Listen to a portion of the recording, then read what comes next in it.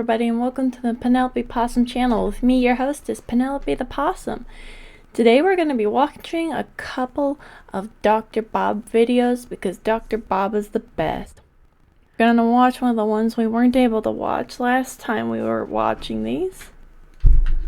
Just generally have a good time, I guess. As you all might know, it's our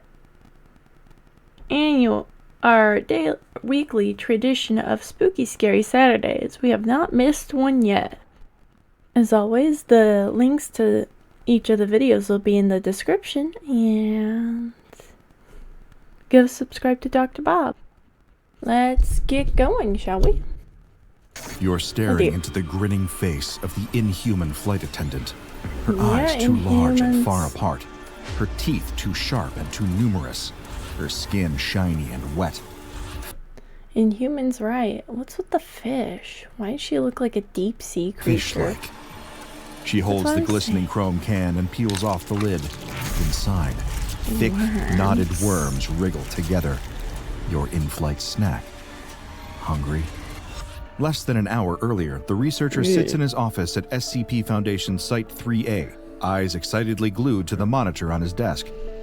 On it, he can see a live video feed being streamed directly from the camera pinned to the collar of D-Class 1442.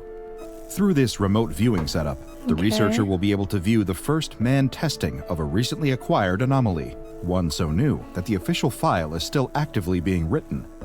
As a relatively new researcher at the organization, this is his chance to make his mark on Foundation history. The anomaly is a plane, an entire plane retrieved from the Pacific Ocean and brought to a hangar at the site. Like many items recovered by the Foundation, it seems perfectly normal at first glance. Did you know there's more planes in the ocean than submarines in the sky? In fact, it almost seems too normal.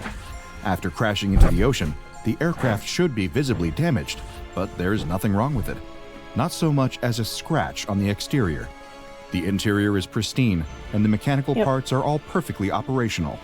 So the higher-ups approved a series of tests to determine what exactly is so strange about this plane. The best way to do that is to see it in action. Multiple D-Class have been placed inside, scattered in various seats throughout the cabin. In the cockpit, the only agent at Site 3A with a pilot's license, Agent Kulkarni, prepares for takeoff. There's only one agent at the site with a pilot's license? Really?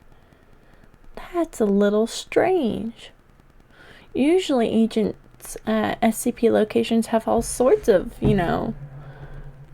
commendations and licenses and all sorts of other things. I guess getting a pilot's license is a little different. He sends a quick message to the researcher at the monitor, letting him know that all systems are operational and ready to go. It's time for this mysterious plane to take to the skies, and the researcher has a front row seat. The takeoff goes smoothly, with no notable anomalous activity. At this point, it just feels like watching a first-person simulation of a typical airline experience.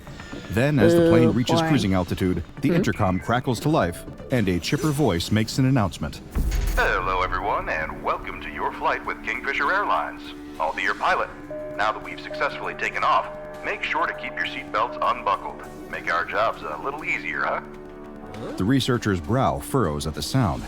That is not Agent Kulkarni's voice. Who is that talking? He sends a message to Agent Kulkarni, but gets no response. Right, of course, he's too busy flying the plane.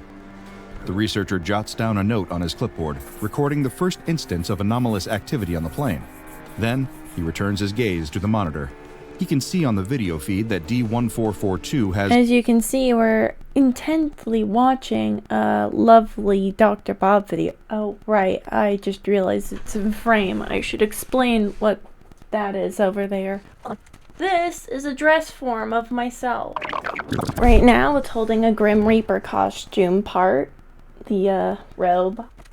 Yeah, I had a friend of mine help me make that. So now I can make costume pieces and unique pieces of clothes for myself whenever I feel like it. Has unbuckled their seatbelt in accordance with the announcement's instructions. None of the D-Class appear to react to the announcement, aside from taking off their seatbelts. As D1442's camera pans down to the floor of the cabin, the researcher begins furiously scribbling notes once. Oh yeah, I've gotten jump scared by it a few times already, especially with the dress on it now. Whoo, Nelly, that thing will give you a fright. So I'm thinking I can use the fact that it has unintentionally scared me a few times to my benefit as a Halloween decoration. It's a little creepy sometimes, but it will be useful for the things I want to do. What's more, there's water running through the aisles of the plane, soaking the carpeted floor. The researcher squints, noting dots of green throughout the water. Mold? No. Seaweed. He's certain of it. The water trickles under D1442's seat, soaking their shoes, and the researcher waits for a reaction. Ew. But it never comes. It's as if the D-Class hasn't noticed the apparent seawater spilling into the plane. The camera pans around the plane, and much to the researcher's surprise and frustration, none of the other D-Class are reacting either. He scribbles down some more notes. This must be part of the plane's anomalous nature. Those inside don't notice that anything unusual is happening, even though... Eventually I'm gonna add arms to it with pool noodles, some wire, and a little bit of pillow fluff. But I'm not gonna add a head. If I do feel like I should add a head, I'm gonna make it as not creepy as possible. No, it is. But why seawater? He underlines the question several times for emphasis, but no answer reveals itself. At least, not yet. He has to admit, it's a bit unsettling to see a plane full of D-Class acting as if they're on a perfectly ordinary trip on a perfectly ordinary plane, as saltwater pools in their shoes, seeping into their socks. Look at the seaweed floating through the waves of water. The researcher can almost smell it, the briny sting of salt in his nose. He wonders what it might mean, and shudders as his imagination runs wild. Perhaps the plane drowns its passengers. Nope, there's no use getting ahead of himself. Better to just wait and see what happens next. It doesn't take long for the next dramatic development to unfold on the monitor. The camera shakes violently as the plane apparently experiences some turbulence. As if reading his mind, D1442 makes a comment about the turbulence, turning the camera toward the window. Just like the water, D1442 cannot see anything unusual outside. But on his monitor, sitting in his office, the researcher can see the truth. Even if he doesn't understand what it means yet, there's something caught on the wing of the plane. That much he knows for sure. He squints, leaning forward until his nose is almost touching the screen. What is that? The plane rocks again, and the wing is yanked upward a bit by what he can now see as some kind of wire. He can't see where it ends. It just extends up into the sky until it vanishes from view. What? Fishing line? Like one of those old magic tricks? In case some people weren't aware, there's a few magic tricks you can perform with just some simple fishing line. I'm not gonna tell you which ones, because that would ruin the magic for people. And also, I forgot how to do a lot of magic tricks I used to know how to do.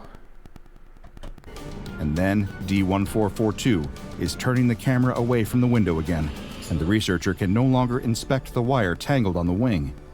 The camera is now trained on the aisle again, where two figures are trudging through the sopping wet carpet, wheeling a wobbly cart.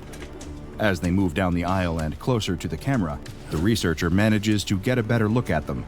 A man and a woman, neither of whom look familiar to him, both dressed in matching blue uniforms. On their blazers, they each wear a pin in the shape of a fish and a hook. Atop their heads, blue hats are pinned in place. Though there is nothing immediately off about their appearances, their very presence is of concern to the researcher. There were no flight attendants placed on board. Why would there be? This goes beyond seawater and strange wires on the wings. Now there are brand new humanoids anomalously appearing aboard the plane, wobbling down the aisle with a cart full of drinks. No, not drinks, cans of some kind. As the flight attendants walk, the researcher takes note of their unusual gaits. They move with awkward, arrhythmic plodding steps, like a newborn deer learning to walk for the very first time. For a baby animal, it's endearing. For two supposedly adult humans who have appeared as if from nowhere, wheeling their cart of mysterious cans, it sends a shiver down the researcher's spine. As the female flight attendant approaches... Ew, my gosh. Okay, that's a big smile and some very big eyes. First impression, she looks like a deep sea creature dredged up from the bottom of the ocean. Second impression,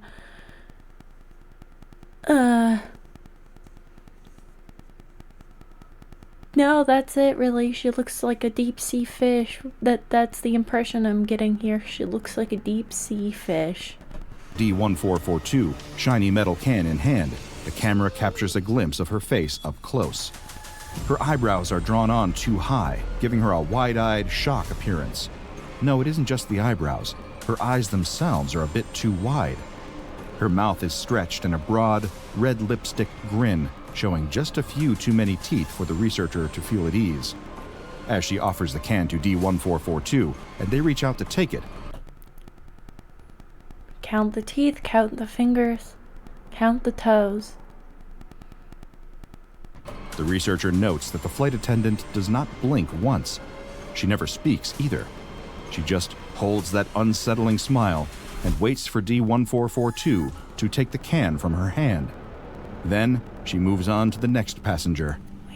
D1442's camera tilts down toward the can, and they peel back the lid to reveal its contents. As the lens focuses, the researcher's stomach turns at the sight. The can is filled to the brim with writhing, squirming, fat and juicy earthworms. Well, I've heard of opening up a can of worms, but this is ridiculous. The sort his father used to bring on family fishing trips to bait the hooks with when he was a little boy. D1442 reaches into the can and pulls out a long, wriggling worm, lifting it toward their face. No, ew, gross, ew. They can't feel the researcher's revulsion, He's gonna nor eat do a they seem to worm. even realize they're holding a worm and not a more conventional airplane snack. The camera is mercifully turned away from D1442's face, so the researcher doesn't have to watch, but he can hear the wet chewing, and he knows exactly what is happening. He covers his mouth, fighting the urge to gag as he watches the rest of the D-Class follow suit, opening their cans and beginning to eat the worms one at a time. With all of the worms passed out, the two flight attendants begin to shamble back up the aisle, pushing the cart through the thick layer of green seaweed that now blankets the floor. There's even more of it than there was a few moments ago, and the researcher can no longer see any of the carpet beneath. The two flight attendants vanish behind the curtain at the front of the plane, leaving the passengers alone with their worms. Nothing else unusual happens for nearly 2 hours, and the researcher sits and watches as every passenger in the camera's line of sight slowly devours each and every worm in their respective can, occasionally idly glancing out the window or flipping through a magazine. The researcher is just beginning to think the anomalous events might be over when the curtain opens once again. The female flight attendant is back. At least, he thinks it must be her.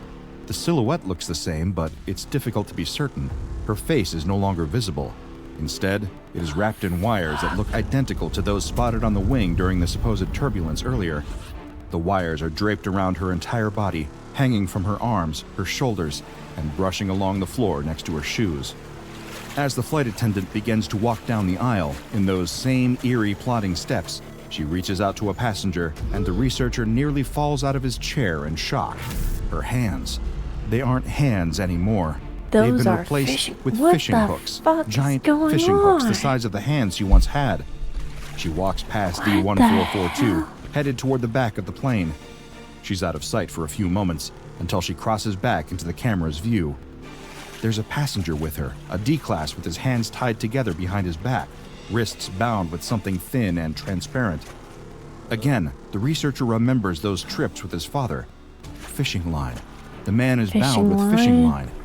Worms, he follows the flight attendant with a docile expression, seemingly water? unconcerned by his state of captivity, the strange wires, and her hook hands. As the flight attendant and the passenger pass the camera, the researcher can see that he was mistaken. She does not just have one passenger with her. She has 5, all with their wrists bound in fishing line, all following her without one word of protest or attempt to resist.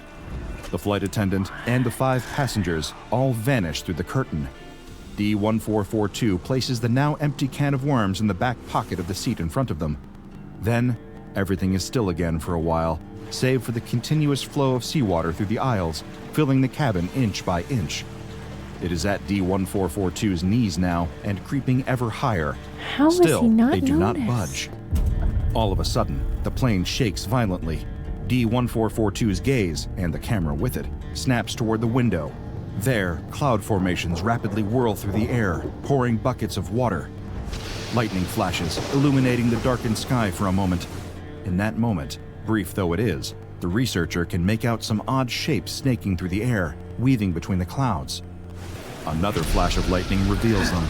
Eels? If his guess is correct, he'd say they are electric eels specifically.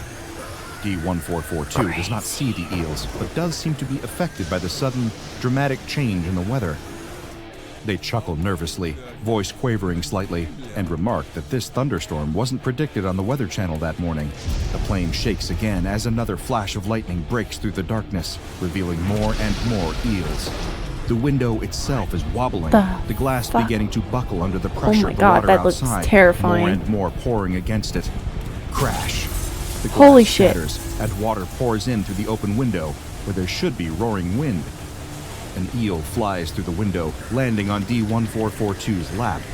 It flops furiously back and forth as D1442 passively ignores it. The water levels begin to rise rapidly, up and over D1442's legs, up their chest, until the water is covering the camera lens. Luckily, the camera is outfitted for underwater filming, though the researcher never expected that particular function to be relevant while testing an anomalous airplane. It continues to pick up video, displaying it all on the monitor as it begins to shake violently.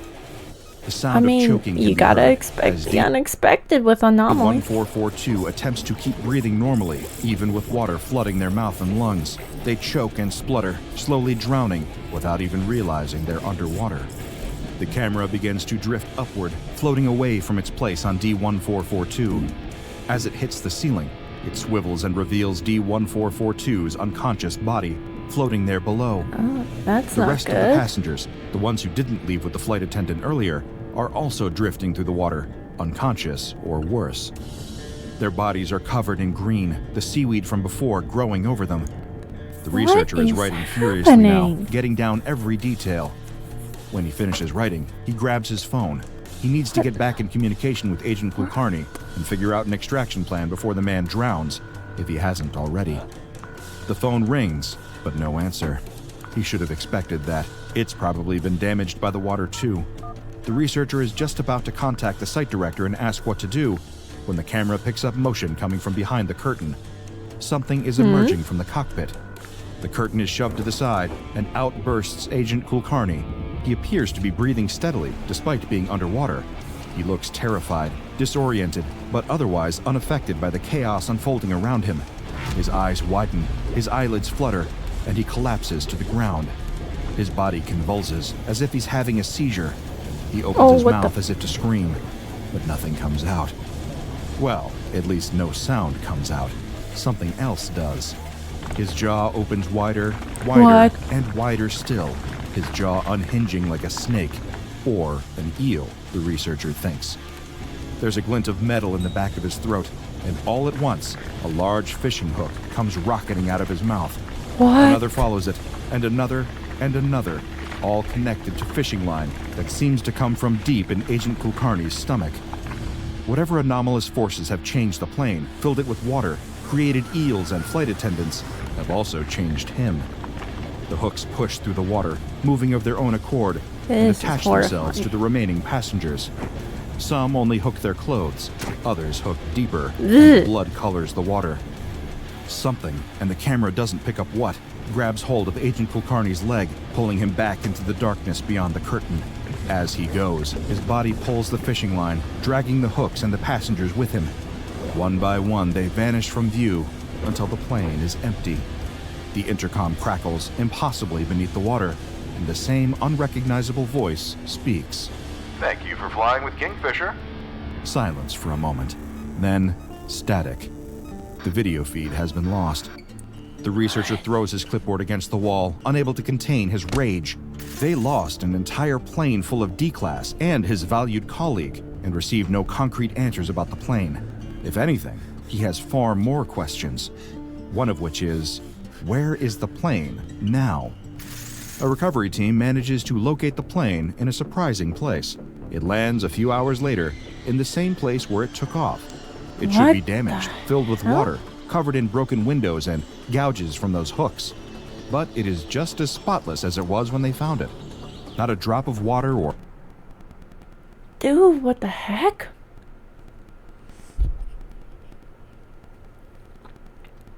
That's so confusing. That just makes so many more questions for this plane. Like, there are a lot of SCPs that give you more questions than answers, but this one's a whole different ballgame.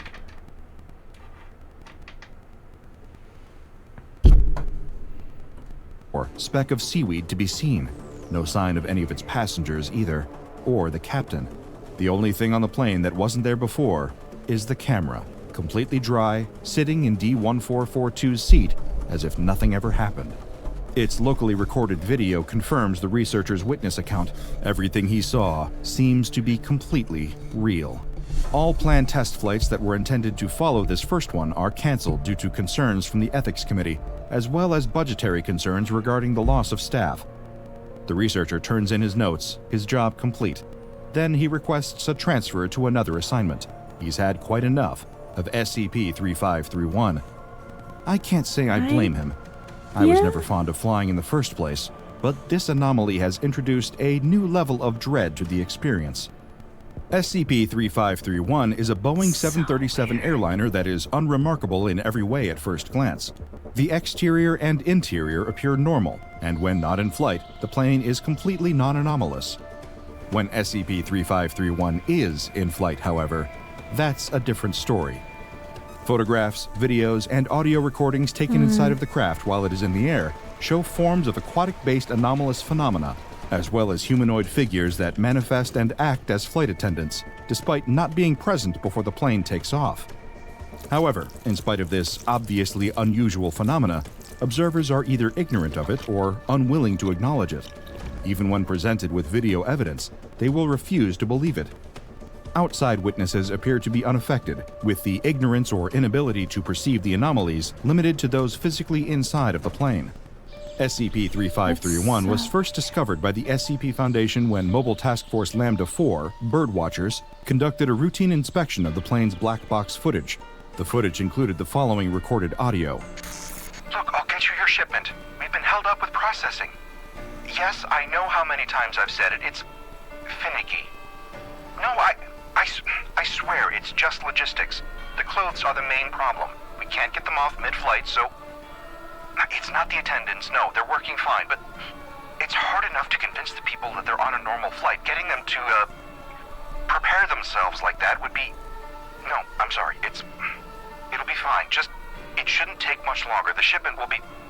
The voice on the recording was identified as Mrs. Janet Kaminsky, a missing pilot who was presumed dead along with the crew and passengers of the flight. How did they all die? The plane crashed into the Pacific Ocean. I can't be certain of what happened, but if I had to guess, I'd say she made that shipment after all. SCP-3531 is stored in the hangar of Site 3A. Tests using SCP-3531 may only be conducted at the discretion of the site director. The details of SCP-3531's nature are somewhat sparse, at least in terms of what is available to someone not assigned to its research team.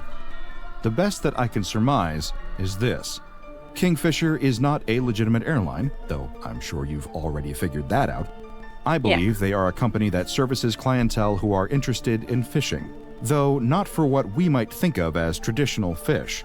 It would seem that humans are loaded onto this anomalous aircraft and kept there, seated and docile, for Kingfisher's clients to capture. Whoever or whatever these clients are, presumably the voices on the other side of Janet Kaminsky's phone call, they are fishing for humans using anomalous means. Who knows how many shipments were made using SCP-3531 before it was seized by the Foundation? The fictitious airline, the plane, the flight attendants, all made for the perfect ruse, and the victims fell for it hook, line, and sinker. Check out the Dr. Bob Patreon and become a junior researcher today. Now go and watch another entry from the files of Dr. Bob, like SCP-2789. Evil. This reminds me of a different SCP I heard about through a different channel. I don't remember what the name of the channel was or the SCP number, but I remember it was something similar. And basically a giant god was fishing up humans.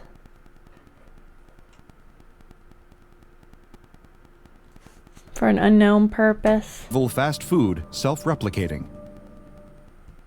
Really The rushed crowbar, that one. bearing a bloody handprint, clatters to the soft earth below. Gordon Freeman? Not long ago, this same crowbar had been striking against the side of an unassuming house, but it would not get the chance to unleash another blow. The two vandals, wielding a spray can and a hammer, respectively, stare on in horror at the terrible fate befalling their friend.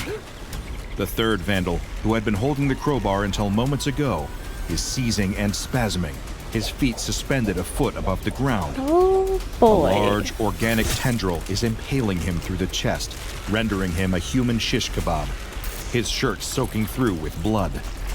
The tendril is emerging like some organic appendage from the outer wall of a nearby home, the ultimate security system. But the horror isn't over. As though in a nightmare, they find themselves frozen to the floor. But it isn't just fear. They look down and see that roots are growing up through their shoes, up through their feet. They are quite literally rooted to the floor. But this is nothing compared to what's happening. Bah? They've already had dinner. Don't let them lie to you. To their skewered friend. But before we go any further, What I have a question for you. Are you feeling like something's off? Is something getting in the way of your happiness? Sorry, Dr. Bob. BetterHelp isn't sponsoring me, so we're not going to look at the sponsor for this video. Sorry. The tendril impaling the decomposing vandal recedes into the wall, taking the vandal with it, absorbing him. As the vandal is absorbed, the I was initially confused by the title Living Village, because most villages have some form of life in them. I think I understand now what it means by living village. The village itself is living. cracks he'd made in the wall with his crowbar seemed to repair themselves like a healing wound. His matter, perhaps even his very soul, has become one with the village that he had once aimed to desecrate. The Vandals had never expected the village to fight back. With the former crowbar wielder dispatched, the village turns its attention to the other two Vandals. The one holding the spray paint can is the first one to go. The ground puckers around his feet, the roots gripping tight and dragging him into the earth like quicksand. Oh my He god. screams for his friend to help him, but the dirt soon chokes out his words. Even if the only surviving Vandal wasn't also rooted to the floor, there was nothing he could have done to save his rapidly sinking friend. As the spray can Vandal is consumed by the earth, the Vandal with the hammer feels a surge of adrenaline coursing through his vital systems. With tremendous force, ignoring the terrible pain it causes him, he yanks his feet away from the roots, ouch! some roots being pulled from the earth. Oh, Others yanked out of his feet. Pulling big long thing stuck in foot, out of foot. Owie. Oh, you're His gonna have to shoes go to the filling with hospital. blood, he Yeah, turns and runs bleeding. towards the edge of the village.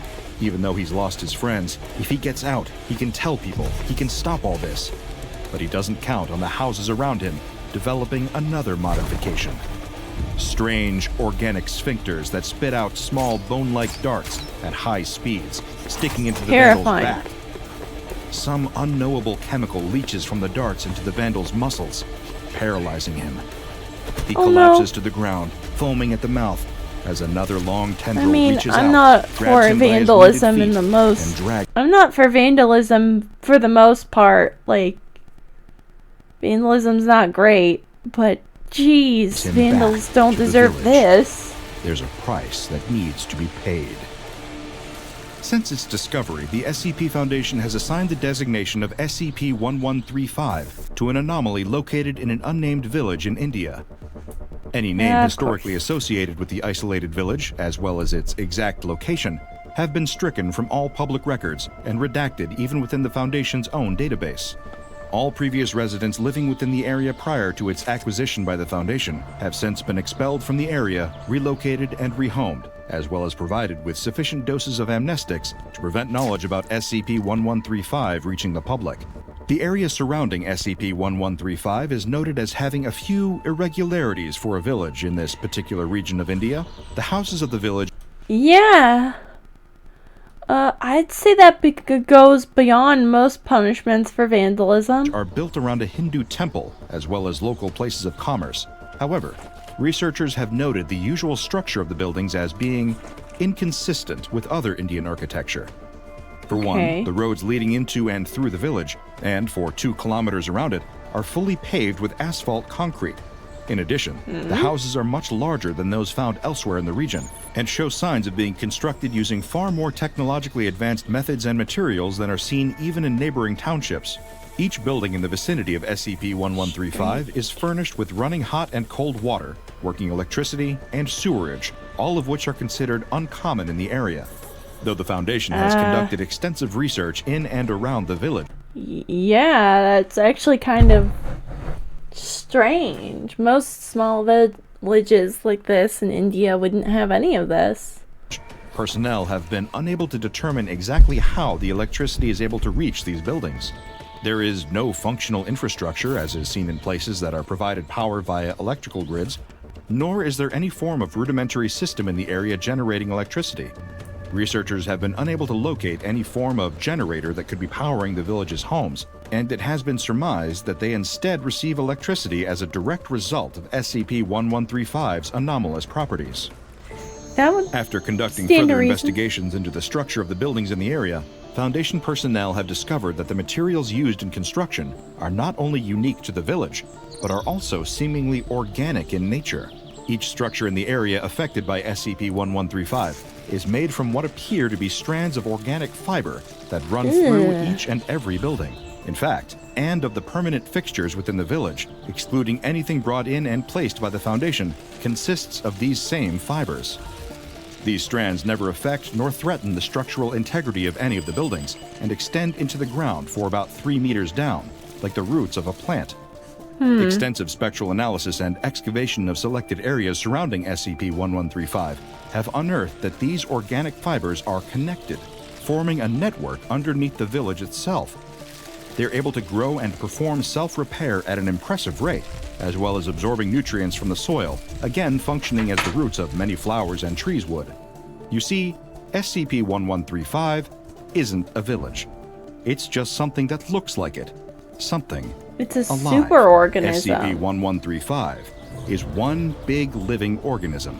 This has led to those working among the research team to colloquially refer to the anomaly as the Living Village. Researchers have noted that SCP-1135 shares similarities with certain strains of fungi, albeit much larger and seeming to not require the same low-light conditions that many fungi thrive in. The fibers that SCP-1135 consists Maybe it's more like have a been moss. seen during testing, generating a wide variety of organic and non-organic materials around themselves. This, according to Foundation researchers, has been what has allowed the fibers to form the structures found within the village, as almost a form of active camouflage. A research assistant working on site even likened it to the defense mechanisms of certain insects, such as stick bugs or Caligo urolacus, commonly known as the owl butterfly, for the distinctive markings on its wings that resemble the face of an owl in order to ward off predators. However, one anomalous entomology expert assigned to SCP-1135 took particular offense to this observation, expressing incredulity at the notion that a creature would disguise itself as a village in order to hide itself. This was already known to have drawn human beings into the area, as SCP-1135 had Maybe even it's been an not to active hide community prior. itself, but to draw things in.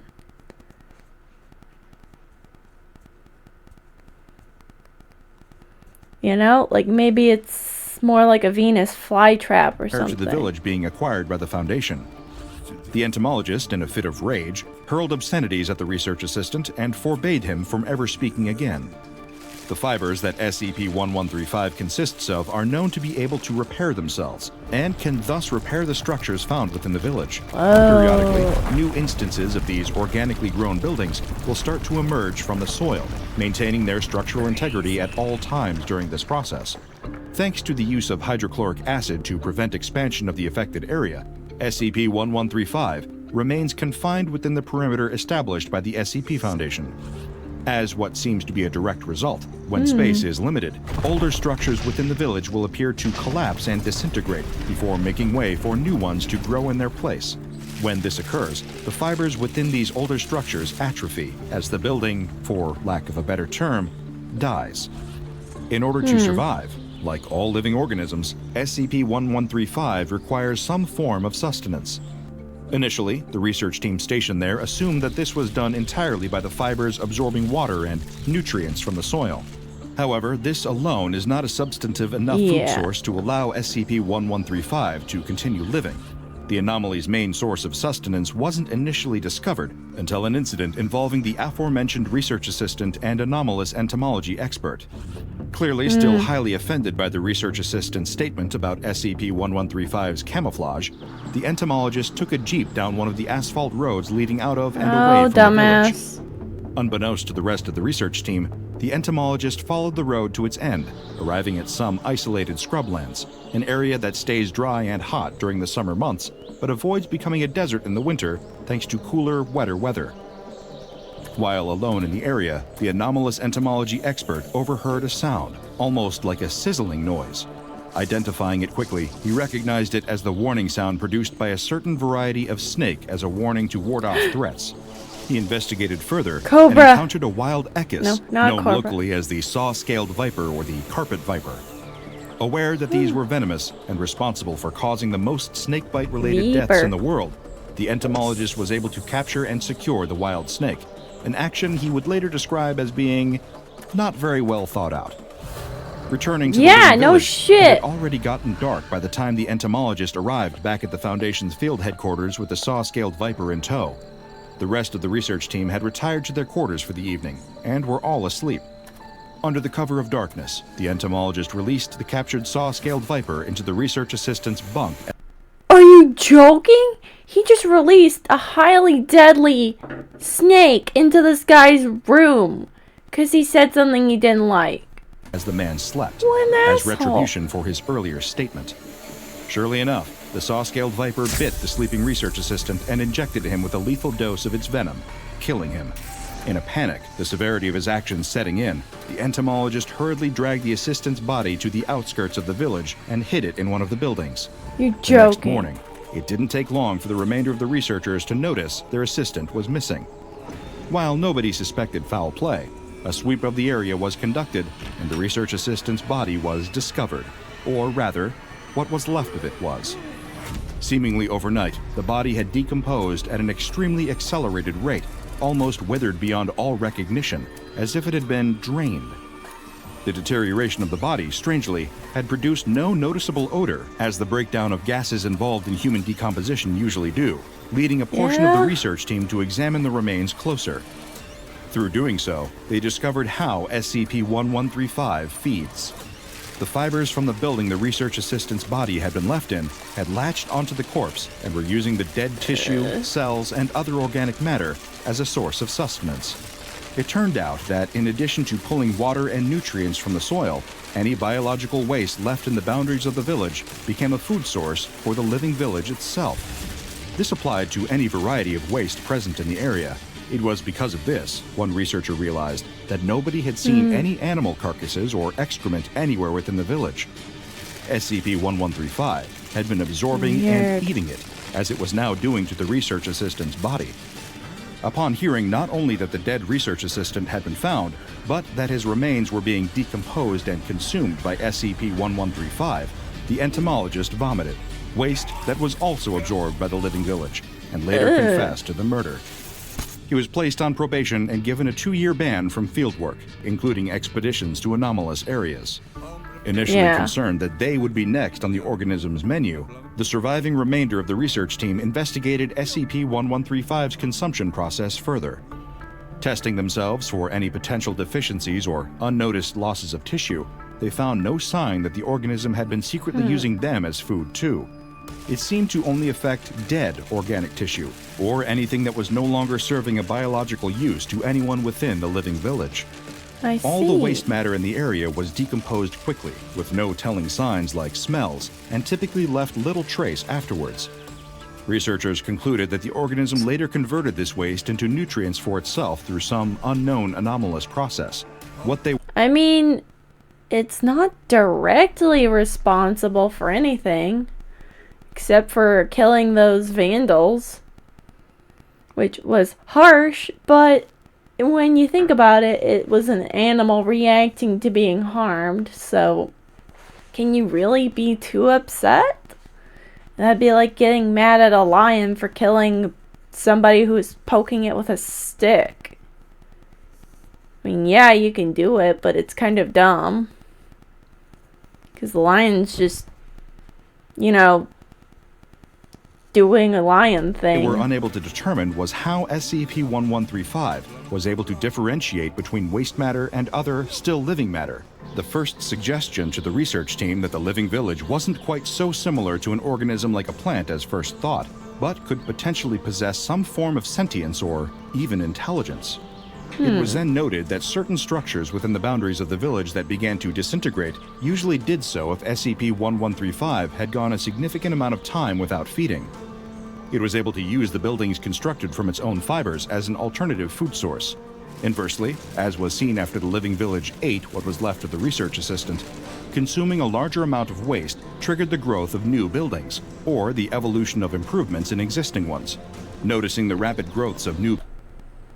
As long as nobody did anything too stupid to make it lash out like it did with those vandals, I think living in these kinds of villages wouldn't be a bad thing.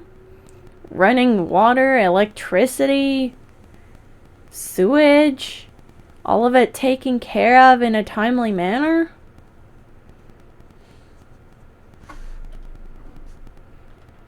And without any smell? I don't know. I'm kind of digging buildings it. Post-feeding, members of the research team proposed a series of invasive tests to the affected area of SCP-1135. They'd seen the living village deconstruct its own mass for use as food, and wanted to determine how the anomalous organism would react when the fibrous structures were damaged by external factors. Based on the way the fibers had behaved so far, it seemed to be a logical assumption that any damage inflicted to buildings within the living village would just regenerate. However, the way in which the organism responded to the research team's experiments was far from being so predictable. Inflicting minor damage to any of the living village's structures was, as had been anticipated, soon corrected by the fibers. However, repeated or substantial enough damage caused the anomalous organism to create new constructs with its fibers, in the form of elaborate traps that it used to injure, drive away, or in extreme cases, kill its attackers. Multiple members of the research team examining It's essentially a gigantic organism trying to protect itself from things that would harm it. SCP-1135's defensive responses suddenly found themselves tumbling into pitfalls that seemed to form right under their feet in seconds. Others weren't so lucky. During an experiment that involved striking at one of the SCP-1135's buildings with a sledgehammer, the researcher wielding said implement was witnessed suddenly stopping mid-swing of the hammer. Upon closer inspection, it appeared his heart had been pierced by a number of spiked caltrops that had burst out of the wall and impaled his body as he struck at the organic fibrous building. Attempts were made to treat his injuries. However, the trauma to his major arteries was too severe. Before the rest of the research team could begin to start making preparations for a burial, SCP-1135 had already started its process of decomposing and consuming his body, identifying it as more waste to be broken down for nutrients. Thanks to an autopsy conducted by researchers on site, the caltrops and other deadly contraptions made by SCP-1135 to deter attackers were determined to be far more complex than any other naturally evolved defense mechanism. Far from possessing poison to kill predators or camouflage to hide from them, more and more of the research team began to suspect that SCP-1135 possessed some form of intelligence. The traps it could make were It's clearly intelligent in some manner. the kind that would take a how? human with a high degree of And intelligence what and is skill this to make. organism exactly? Further examination determined that if they remained untampered with, traps produced by the organic fibers of SCP-1135 would disintegrate within a time frame of between 20 and 30 days, unless being triggered. Unless damaged repeatedly or substantially enough, however, SCP-1135 displayed no active hostility towards human life. On one occasion, during preparations for confining SCP-1135 to the area within the security fence, a measure of diluted hydrochloric acid was accidentally spilled on one of the structures, causing a temporary panic among researchers that the living village would retaliate with more traps. However, again signaling a degree of intelligence, the organism seemed to be capable of differentiating between damage that was caused indirectly and intentionally, as well as damage inflicted by living organisms or by other natural forces. While all of the findings of the research team have heavily suggested that SCP-1135 possesses a degree of human-like intelligence, this remains unproven. Discovery of SCP-1135 had taken place some undisclosed date prior to the Foundation's arrival in the area. A reporter who had been investigating aid efforts in the region of India where SCP-1135 is situated overheard rumors from local residents that described a place where buildings had seemed to grow overnight. Various interviews with eyewitnesses pointed the reporter to the living village, wherein a small population had gathered and were now living. Before information about SCP-1135 was able to be made public, operatives working for the Foundation intervened and were able to keep the village's discovery a classified secret. When conducting their intervention at SCP-1135, the Foundation's operatives conducted interviews with local residents who reported that the village had possessed anomalous properties for only a few years. The reporter, who had been detained for further questioning by the Foundation, had been following a story relating to a sustainable housing development scheme that had been conducted in the area. According to the information unearthed by the reporter, this scheme had been responsible for the creation of SCP-1135 and had been conducted by an organization known as the Mana Charitable Foundation. However, as far as the SCP Foundation were able to ascertain, there existed no such charitable organization, and any attempt to identify people involved in the scheme were unsuccessful. So this started out as some kind of scheme? I feel like scheme's the wrong word. Plan might be a better word. Because scheme implies that there's something to be gained, like some kind of nefarious purpose to be fulfilled. I don't think there's any nefarious purpose you can derive from having sustainable housing. Unbeknownst to the SCP Foundation, the Mana Charitable Foundation was far from a fictitious organization. Although their existence has been kept from the Foundation through cognito-hazardous means, the truth is that the Mana Charitable Foundation is a non-profit and non-government organization that intends to use anomalies in order to provide humanitarian aid and emergency relief to various underdeveloped areas around the world. As the largest international paranormal charity in existence, Mana Charitable Foundation has been responsible for the creation of numerous useful SCPs that have been contained by the Foundation, SCP-1135 being among them. One strange occurrence was recorded some time after the Foundation acquired control of the area. This took place during one of the routine observational checks carried out by research teams. A number of the Living Village's buildings had grown what appeared to be security cameras on their outer walls, and in certain indoor areas as well. These cameras have been observed watching the waste disposal teams as they move through the village to deposit SCP-1135's food. Beyond tracking their movements, the cameras have done little to disturb Foundation personnel inside SCP-1135. Requests to dismantle and examine the internal workings of these cameras are currently pending approval from Site-43's administrator, Dr. Regal. Oh, Every 3 Bob, days, a you research silly team assigned Billy. to SCP-1135 will perform a series of checks of the area within the security fence. All research personnel on site are reassured that they are not to take any precautions that would otherwise be necessary for entering a hostile environment. Researchers are It's not dissuaded from hostile. carrying weapons on their person while checking the area within the security fence. However, they are required to be in possession of a two-way radio communicator at all times. Additionally, each member of Foundation staff is advised to maintain constant visual contact with another fellow researcher, just in case the Living Village feels like having a late-night snack. Check out the Dr. Bob Patreon It and become a seems- junior researcher today. That's very Now go and watch another interest- entry from the files of Dr. The dentist. That is utterly fascinating. A humanitarian effort using anomalies to try to fix problems. That is unique. That is very unique. I don't know how to feel about that. I mean, it works. Unless you purposely try to damage it, it won't hurt you.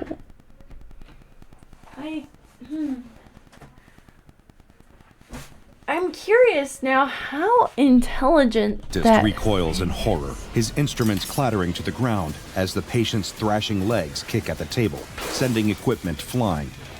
He's screaming, screeching in agony God. as the things in his mouth keep pushing out. They're not teeth. They're too thin, slim, and pointed like needles, but pulsing and wriggling like living things. Another stray kick connects with the dentist, pushing him back on the wheels of his stool, which then slides out from under him and sends him down onto the floor too. He scrambles back, hiding under a nearby desk as he watches, trembling with the icy shudder of fear, eyes locked on the patient. I'm sure this dentist is soon gonna be treated with amnestics, and none of this will have ever even happened. And the things crawling out of his mouth. There's dozens of them, maybe hundreds of needle-like protrusions seemingly trying to claw their way out, like the man's face is determined to tear itself into pieces through some relentless force of spite, so powerful that it's called forth these inhuman spines to do the job. One pushes at the soft tissue of the patient's cheek, rupturing through from underneath, punctuated by a rush of red and another screech of agonizing pain. In his desperation, the patient is fumbling with his open wound with one hand, staining his palm while trying to work the tiny rinsing sink next to the dental chair. The tiny jet of water does little to soothe the injury, only washes away the copper taste for a second before yet another spike splits open the man's lip. On the floor, hunched under the desk, the dentist can't move, can't do anything, save for keeping his surgical mask firmly against his face with trembling fingers.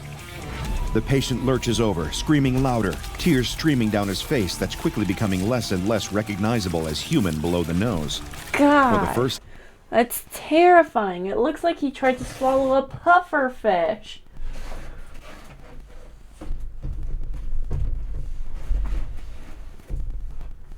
So since this is a compilation, we're just gonna watch the parasitic toothpick bit.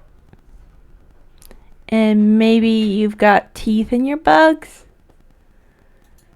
This time in his entire career, the dentist is scared for his life. A routine procedure, that was all it was meant to be. Some nasty pain in his jaw, the patient had said.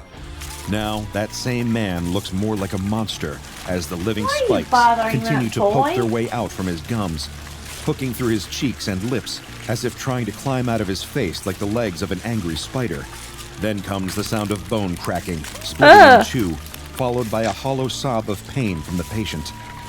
The noise makes the dentist's stomach lurch, as if he's going to be sick any second. And as the patient crawls towards him, it only gets worse. The man's face is covered in tears and sweat. Blood and drool pour from his mouth. The sounds of his jaw cracking and breaking get louder, each time making him writhe and cry at the agony. How is he not passed out? Dentist, the lower half of his face a mess of broken bone and spine stabbing through his skin. He makes a sound, a garbled, half-wailed noise distorted by the pain and his breaking jaw. It almost sounds like help. Then the next crunch happens, forcing the jaw open. The patient's cheeks split like wet paper, torn apart by the pointed ends of the growing spikes. He drops helplessly to the floor, all of a sudden still and silent, where only seconds ago he was screaming in pain and fear. The dentist crawls apprehensively out from under the desk and stares in disbelief at the sickening sight of the man's body before him. They're still moving. They're still wriggling out of the bloodied, broken half of the face that the patient has left. Whatever these growths were, these spines, they're alive. A few are literally climbing out of the dead man's cheeks, like insects, crawling erratically over his glassy, open but empty eyes. The dentist hears the muffled noise of commotion from outside his office door, of police arriving at the scene. no doubt after his assistant overheard the agonized screams and called the emergency services. But part of the dentist doesn't register the sounds as real. He ignores it, too fixated on the things now climbing their way out of the dead patient on the floor. They look like toothpicks, slender and pointed at each side, but their movement is quick, definitely insect-like, but also familiar. Then one lifts off the patient's lifeless face into the air, hovering around the office, tapping against the window. Flies. They're like flies. A sudden, piercing cold shard of fear strikes the dentist. The door. He can't let anyone in because the flies might get out. Then his mind wanders to the others in the waiting room, the patient's friends, the other tourists all complaining of pain in their jaws. They were carrying more of these things. They'd contracted parasites. In the blur that follows, the dentist remembers his first port of call had been to contact the CDC, warn them there was a potentially dangerous parasitic infestation in the area. Then, the other group shows up not long after. Some secretive specialized division. Thank they never goodness. give names, never flash badges, or even say who they represent. But they talk like experts. And within hours, not even days, they've made it all disappear. None of the tourists meet the same fate as the patient who died. Nobody from the area comes into the dentist's practice with the same symptoms, or living spines protruding from their gums. But he still can't sleep. The dentist still can't get the image of the patient's They didn't treat him with amnestics? face out of his head, especially in his An nightmares. amateur hour here. Come on, Weeks give pass, that man turning to some forgetty regretty juice. Months that snowball Damn. into years.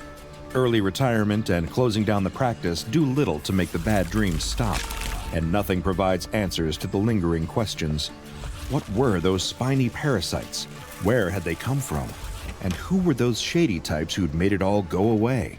The dentist sits at a table alone, eating freshly cooked fish in the corner of an old restaurant he started coming to as a way to try and forget. Enjoy a new lease on life. That's what everyone told him he should do now that he didn't have to stare down plaque-riddled mouths and pull-rotting cavities anymore. Then, something pokes at his inner lip. The dentist freezes, heart twinging in his chest. The feeling instantly conjures up the familiar, frightening face of the patient. Is this how it starts? It's a fish. His tongue probes Fish bone. at the small, sharp object in his mouth. It's a tiny fish bone, lodged between his bottom teeth. The dentist breathes a sigh of relief, chuckling softly to himself, feeling his quickened pulse calming back down. He wiggles the fish bone, trying to dislodge it, but it's wedged in tight. So he reaches a hand out to a small pot on the table and picks up Toothpicks. a toothpick. Of all the anomalies kept securely contained by the SCP Foundation, few are as vile and unpleasant as SCP-611. For reasons that will quickly SCP-611, personnel at SCP-611. For reasons that will quickly That's become horrifying. apparent, the personnel at the Foundation have taken to referring to the creatures designated under SCP-611 as the parasitic toothpicks. This is a subspecies of Dermatobia hominis, otherwise known as the human botfly. Normal, non-anomalous botflies belong to a family of insects called Ostridae that tend to lay eggs internally within mammals. Some Ostridae larvae will grow with... I think we're going to skip the rest of this. I don't think we need to know any more about that. After cleaning up the last of the blood, the priest splashes water on his face, hoping the chill will help steady him, steel his nerves ahead of the ceremony. He's performed dozens, hundreds even, knows the order of service for a Catholic wedding by heart. That was until it had found him. The Faith Eater, he calls it. When it first appears, or rather, its voice does, the priest falls for its trick. He thinks it's the voice of God speaking, reaching down from the heavens to offer up divine wisdom. But the more strange things the voice tells the priest to do, the more he begins to wonder. Then it starts telling him about the weddings, what to do, who to accept, how many it needs, and where to expect the harbinger. It looks almost satanic the first time, the sights and sounds of what could only be an unholy ritual. But wrestling with it afterwards, the priest believes the lies told by the Faith Eater, that this is all part of the grand plan. The harbinger is only present at these services to help determine who is worthy, and who isn't. What is the matter with For you? a time, the priest resigns himself to his own lack of understanding. What? The Lord's You ways don't are get not to his to complain. know. You just tried to His eat my methods yarn. beyond the comprehension of a mortal. But he still has nightmares about all the blood. Lifting his head and looking at himself in the mirror, the priest clenches a fist, trying to stop the trembling of his fingers. The voice of the Faith Eater is still in his head, telling him that its harbinger has arrived. A door opens behind him, and the priest sees the figure in the mirror behind him. They always look the same, always appearing as a man of middle age. But beneath the surface, it has no organs, its body made of the same fibrous tissue as an insect, hair and teeth formed from chitin. This is more cicada than man, just like the Faith Eater itself. It's always nerve-wracking, performing the ceremony knowing there's one present who doesn't belong. The priest always expects there to be a perceptive child or someone, anyone, on the bride or groom's side to point out there's a stranger standing among the groomsmen, that the harbinger will be noticed and the subterfuge will be gone. But it never happens. They're always happy to see Cousin Johnny, as they call it, and laugh at its jokes. They seem to be able to understand the jumble of words that the priest can hear it speaking in. The priest feels his heart racing as he gets through the order of proceedings, drumming at his ribs, knowing the time to exchange vows is getting closer and closer. The happy couple recite their beautiful words and give each other their rings, and a swell hits the pit of the priest's stomach. The harbinger, Cousin Johnny, as they know him, steps forward with multiple pairs of pliers in his hands, just like the previous time. He passes them around the other groomsmen he'd been hiding amongst, and the bridesmaids, compelling them to start wrenching their teeth out one by one. There are no screams, no signs of pain, just copious amounts of blood pouring from the wounds in their mouth. As the harbinger gathers up the removed bloody teeth and presents them to the bride and groom, the newlyweds start eating. The crack of their own enamel, jawbones breaking, is sickening, every time causing the priest to avert his eyes and look upwards. Sometimes he prays to the real God, not the Faith Eater, that this nightmare will cease. Other times, he just stares at the church's rafters. This time, he spots something secluded among the old woodwork overhead, the only other witness to the objectionable ceremony below, a nest of cicadas. Of all the areas of public life that the SCP Foundation keeps under surveillance, one might not expect the world of dentistry to be the one that warrants so much observation. Yet, over the years, if the Foundation's mission has come to prove anything, it's that anomalies can and will occur almost anywhere, in the most likely or unlikely of places, including inside human teeth. Some Foundation agents have spent tireless years, even entire careers, embedded as assistants, receptionists, and other members of staff at dental practitioners, on the lookout for SCP incursions. While under deep cover at these establishments, agents are tasked with keeping a close eye on the medical and dental records of patients, and are instructed to report any potentially anomalous conditions to the Foundation.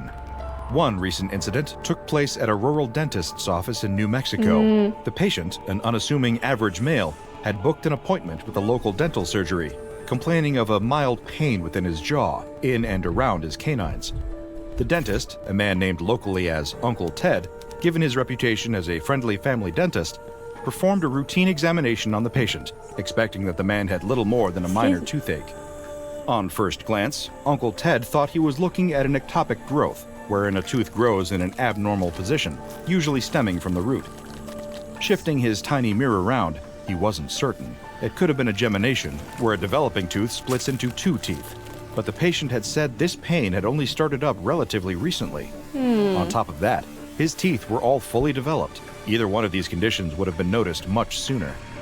What he saw when he looked in the patient's mouth was something entirely different. In his uncertainty, the dentist probed at the afflicted tooth with one of his implements, and to his horror, saw something was burrowing inside the tooth. Unbeknownst to him, both the patient and his assisting dental nurse had been undercover operatives of the SCP Foundation and had been waiting for exactly this moment. Now able to get visual confirmation of the anomaly, the assistant locked the dentist and patient inside the office and called in the incident. Within a matter of moments, operatives of the Foundation's Mobile Task Force Lambda 12, also known by the codename Pest Control, had arrived on the scene to detain the patient and bringing Uncle Ted the dentist into custody as a witness to be dosed with amnestics. What he had just witnessed was a cicada crawling into the man's tooth. The SCP Foundation has given this designation to a phenomenon that affects members of the superfamily Cicadidae, or more colloquially known as cicadas. What do insects like these have to do with teeth? Well, instances of SCP-5852 are cicadas afflicted with an anomalous growth of human teeth. The development of SCP-5852 has, at present, never been recorded occurring with the teeth of any other species, only human. In addition, researchers at the SCP Foundation have extensively examined each known case of cicadas being afflicted with SCP-5852 growths. As far as anyone is aware, there is nothing linking any of these cases of SCP-5852 infestations. Each recorded specimen afflicted with them have nothing in common, from genetic background to the region the insects inhabit. All SCP Foundation researchers looking into the phenomenon of SCP-5852 seem to concur that these teeth can manifest at random inside any cicadas on the planet. As a result, physical containment of potential specimens is impossible, given the sheer numbers of cicada populations in the wild, all of them considered to be potential specimens. Those known to be afflicted with SCP-5852 instances are referred to under the designation of SCP-5852-1. A cicada becomes one of these when a desperate effort for survival. As is well known among those who live in areas where cicadas emerge en masse after their long period spent dormant, these insects are infamous for shedding their exoskeletons in a process similar to molting, in a process commonly referred to as sloughing. SCP-5852 infected cicadas will attempt the same when overwhelmed by teeth growths. Foundation entomology experts have since gathered up some of these sloughed exoskeletons and have run numerous tests on them. Conducting close analysis, the Foundation has determined that these exoskeletons are comprised entirely of hydroxyapatite. That's the aforementioned naturally occurring calcium mineral found in tooth enamel. When an instance of SCP-5852-1 sheds its calcified exoskeleton, this signals the termination of the insect's life. In every documented case, the process always results in the death of an infected cicada specimen. This occurs when the teeth that have grown on their old exoskeletons pierce and rupture the softer, underdeveloped exoskeleton the cicada grows to try and replace it. These are far more fragile, and damaging it is enough to kill an SCP-5852 infected cicada, if it hasn't already been killed by having its body ruptured by the teeth growths. Foundation research teams have closely examined the conditions of the teeth that grow as the result of an SCP-5852 infection, and have concluded that over 30% are discolored. Just under 30% possess some form of cavity, and there have, at a lower rate, been instances wherein SCP-5852 has manifested as malformed teeth. Some of these have been observed as containing teratomas, a rare form of germ cell that can create tumors in fully formed tissues, including within teeth. Smaller percentages of the teeth that develop in SCP-5852-1 instances are either macrodontia or microdontia, teeth that are either larger or smaller than the average size. Meanwhile, as few others have grown as germinated teeth, wherein one of the developing growths splits into two teeth, or ectopic growths that causes them to form in abnormal positions or grow at an angle.